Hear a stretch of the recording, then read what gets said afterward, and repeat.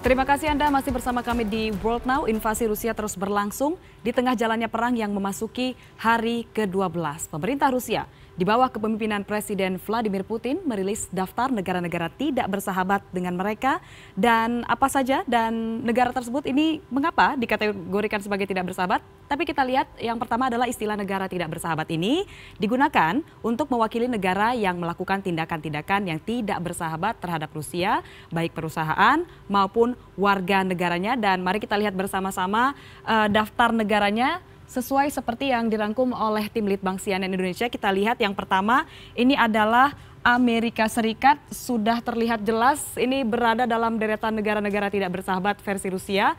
Paling atas negara pimpinan Joe Biden ini peringkat pertama, di mana negara yang tampaknya ini memang selalu turun tangan begitu ya dalam sejumlah perang ataupun konflik militer yang terjadi antar negara, seperti kalau kita lihat di Vietnam, Korea Utara dan Korea Selatan, Perang Teluk, dan yang terbaru ini adalah Rusia dan Ukraina.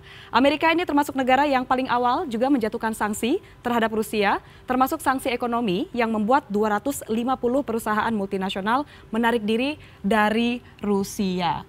Dan perusahaan tersebut juga berasal dari Amerika Serikat.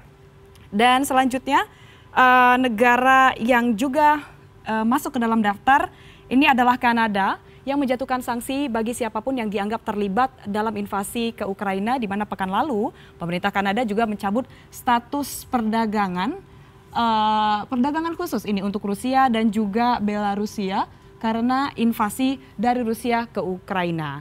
Lalu selanjutnya ada negara-negara Uni Eropa dan juga Britania Raya. Kita bahas Uni Eropa terlebih dahulu. Uni Eropa ini diketahui memberlakukan 2 paket sanksi bagi Rusia. Yang pertama adalah sanksi ekonomi dan finansial. Selanjutnya adalah pemberlakuan daftar hitam bagi pejabat tinggi Rusia. Nah, sanksi ekonomi ini diantaranya adalah menyetop akses Rusia ke dalam sistem pembayaran internasional SWIFT, dan juga melarang elit Rusia untuk mendepositkan uang di negara-negara Uni Eropa dan juga menutup akses perusahaan Rusia untuk masuk ke pasar modal. Begitu juga Britania Raya. Ini Britania Raya termasuk yang bisa dikatakan berani dalam memberikan sanksi bagi Rusia. Britania Raya ini diketahui membekukan aset milik para pengusaha dan juga oligarki Rusia yang berbisnis di negara mereka. Dan yang terbaru, Britania Raya ini merambah ke sektor penerbangan beserta jasa terkait ruang udara yang dimiliki oleh pihak yang berkaitan dengan Rusia. Ini artinya seluruh pesawat dan jasa penerbangan yang terkait dengan Rusia dilarang beroperasi di Britania Raya. Dan tentunya kita lihat di sini ada Ukraina yang memang saat ini menjadi sasaran perang Rusia.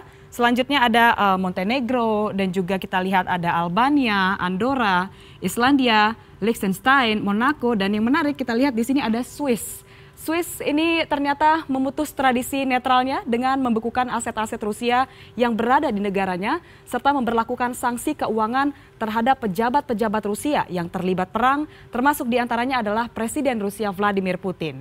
Nah, selanjutnya ini kita akan lihat daftar selanjutnya ini merupakan negara-negara sekutu Amerika di Pasifik, seperti kita lihat di sini ada Jepang, ada Korea Selatan, dan juga ada Singapura dan Australia ini juga masuk ke dalam list negara-negara tidak bersahabat Rusia. Ada Jepang. Ini kalau kita lihat Jepang ini melarang ekspor peralatan untuk fasilitas pengolahan kilang minyak ke negeri beruang merah tersebut terkait operasi militer yang berada di wilayah Ukraina. Dan yang paling dekat dari kita yakni Singapura, tetangga kita.